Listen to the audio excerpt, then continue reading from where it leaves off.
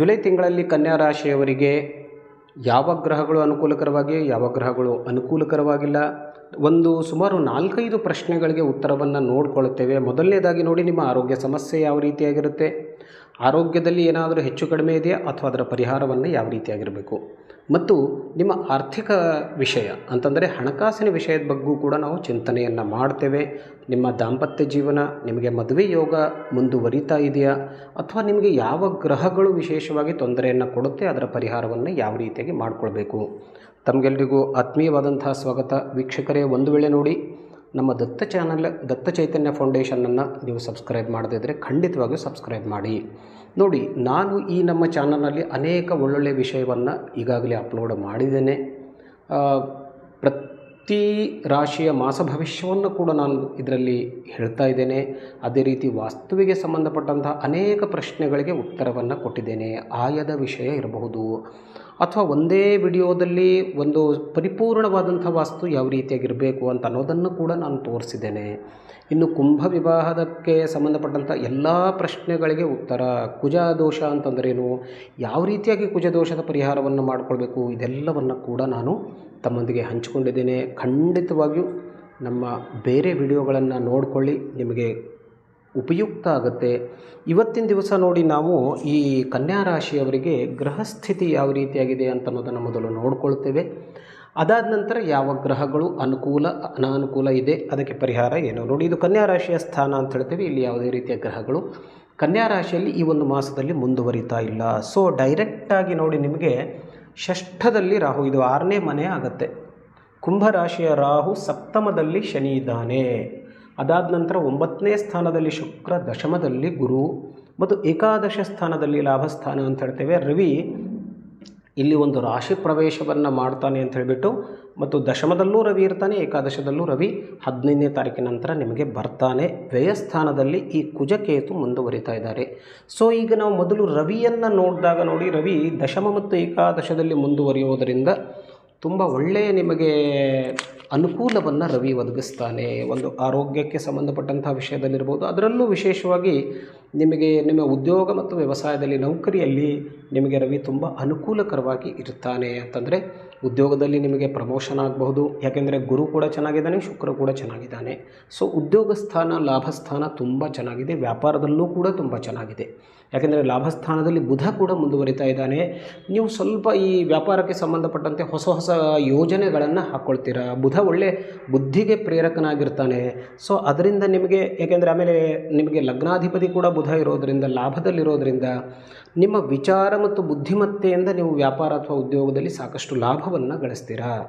ಉದ್ಯೋಗದಲ್ಲೂ ಕೂಡ ನೀವು ಒಳ್ಳೆಯ ಅಲ್ಲಿ ಒಂದಷ್ಟು ನೀವು ಪ್ರೆಸೆಂಟೇಷನ್ ಕೊಟ್ಬಿಟ್ಟು ನೀವು ನಿಮ್ಮ ಮೇಲಾಧಿಕಾರಿಗಳಿರ್ಬೋದು, ನಿಮ್ಮ ಕೊಲೀಗ್ಸ್ ಇರ್ಬೋದು, ಅವರ ಮೆಚ್ಚುಗೆಗೆ ನೀವು ಪಾತ್ರರಾಗ್ತೀರಾ. ಸೊ ಇದು ರವಿ ಬುಧ ಖಂಡಿತವಾಗಿ ನಿಮಗೆ ಅನುಕೂಲಕರವಾಗಿದ್ದಾರೆ. ಕುಜ ಒಂದು ಸ್ವಲ್ಪ ಮಟ್ಟಿಗೆ ವ್ಯಯಸ್ಥಾನದಲ್ಲಿ ಮುಂದುವರಿತಾ ಇದ್ದಾನೆ. ಸೊ ಹಾಗಾಗಿ ಸ್ವಲ್ಪ ಖರ್ಚನ್ನು ಮಾಡಿಸ್ತಾನೆ. ಅನಾವಶ್ಯಕವಾದಂಥ ಖರ್ಚು, ಸ್ವಲ್ಪ ಅನಾವಶ್ಯಕವಾಗಿ ನೀವು ಯಾವುದೇ ರೀತಿಯ ಇನ್ವೆಸ್ಟ್ಮೆಂಟನ್ನು ಮಾಡಲಿಕ್ಕೆ ಹೋಗಬೇಡಿ. ಇನ್ವೆಸ್ಟ್ಮೆಂಟ್ ಅಂತಂದರೆ ಬಹಳ ಲಾಭದ ಅಪೇಕ್ಷೆಯುಳ್ಳಂಥ ಇನ್ವೆಸ್ಟ್ಮೆಂಟನ್ನು ಮಾಡಬೇಡಿ. ಈ ರೀತಿಯಾಗಿ ಪ್ರೇರಣೆಯನ್ನು ಕುಜ ಕೊಡ್ತಾನೆ. ಯಾವುದೋ ಲಾಟ್ರಿನಲ್ಲೋ ಈ ತರಹ ಯಾವುದಾದ್ರೂ ವಿಷಯದಲ್ಲಿ ಅನಾವಶ್ಯಕವಾಗಿ, ಅಂದರೆ ದಿಢೀರ್ ಶ್ರೀಮಂತರಾಗುವಂಥ ಒಂದು ವಿಚಾರವನ್ನು ಕುಜ ಉಂಟು ಮಾಡಿ ನಿಮಗೆ ಲಾಸನ್ನು ಮಾಡ್ತಾನೆ. ಸೊ ಸ್ವಲ್ಪ ಕುಜನಿಂದ ಸ್ವಲ್ಪ ಎಚ್ಚರವಾಗಿರಿ. ಕುಜಕೇತು ವ್ಯಯಸ್ಥಾನದಲ್ಲಿ ಅಂತಂದರೆ ಇಲ್ಲಿ ಧನಲಾಭ ಖಂಡಿತವಾಗಿಯೂ ಕಾಣಿಸ್ತಾ ಇದೆ. ಆದರೆ ಅದೇ ರೀತಿಯಾಗಿ ವ್ಯಯಸ್ಥಾನದಲ್ಲಿ 2 ಪಾಪಗ್ರಹಗಳು ನಿಮ್ಮ ಹಣವನ್ನೂ ಖರ್ಚು ಮಾಡಲಿಕ್ಕೂ ಕೂಡ ಅವರು ಕಾಯ್ತಾ ಇದ್ದಾರೆ. ಸೊ ಈ ವಿಷಯದಲ್ಲಿ ಸ್ವಲ್ಪ ಎಚ್ಚರವಿರಲಿ. ಇನ್ನು ಇಲ್ಲಿ ಒಂದು ಸ್ವಲ್ಪ ರಾಹು ಷಷ್ಠದಲ್ಲಿದ್ದಾಗ ಸ್ವಲ್ಪ ಒಳ್ಳೆಯ ಫಲವನ್ನು ಖಂಡಿತವಾಗಿ ಕೊಡ್ತಾನೆ ರಾಹು. ಯಾಕೆಂದರೆ ಷಷ್ಠದಲ್ಲಿರುವಂಥ ರಾಹು ನಿಮಗೆ ಆಗದೇ ಇದ್ದವರ ಮೇಲೆ ನೀವು ಪ್ರಭಾವವನ್ನು ಬೀರುತ್ತೀರಾ ಅಂತ ಹೇಳಿ ತೋರಿಸ್ತಾರೆ. ಅಂದರೆ ಶತ್ರು ಪರಾಜಯ ಅಂತ ಕೂಡ ನಾವು ಹೇಳಬಹುದು. ನಿಮ್ಮ ವ್ಯವಸಾಯದಲ್ಲಿರ್ಬೋದು ಅಥವಾ ನಿಮ್ಮ ಕುಟುಂಬಕ್ಕೆ ಸಂಬಂಧಪಟ್ಟಂಥ ಇರ್ಬೋದು, ನಿಮ್ಮ ಆಗದೇ ಇದ್ದವರ ಮೇಲೆ ನೀವು ಒಂದು ಹಿಡಿತವನ್ನು ಸಾಧಿಸ್ತೀರ ಈ ಒಂದು ಮಾಸದಲ್ಲಿ.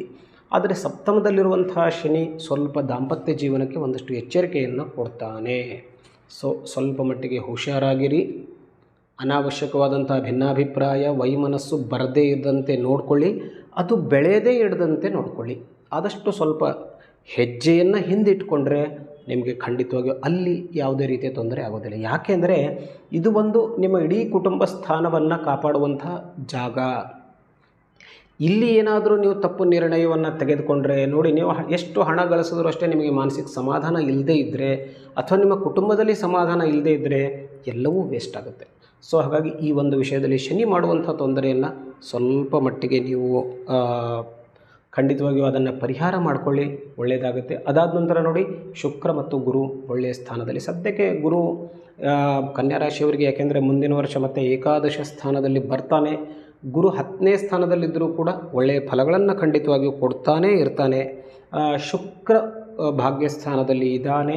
ಆಮೇಲೆ ಸ್ವಸ್ಥಾನದ ಶುಕ್ರ ಇರೋದರಿಂದ ಕೀರ್ತಿಯನ್ನು ಕೊಡ್ತಾನೆ ಅಂತ ಹೇಳ್ತಾನೆ. ನಾನು ಆಗಲೇ ಹೇಳಿದೆ, ಉದ್ಯೋಗ, ವ್ಯವಸಾಯ, ವ್ಯಾಪಾರ ಇದೆಲ್ಲದರಲ್ಲೂ ಶುಕ್ರ ಒಳ್ಳೆಯ ಇದನ್ನು ಕೊಡೋದರಿಂದ ನಿಮಗೆ ಅಂತಂದರೆ ಜನಗಳು ತುಂಬ ಅನುಕೂಲಕರವಾಗಿದ್ದು ನಿಮ್ಮ ಕೀರ್ತಿಯನ್ನು ಯಾರು ಶುಕ್ರ ಜಾಸ್ತಿ ಮಾಡ್ತಾನೆ.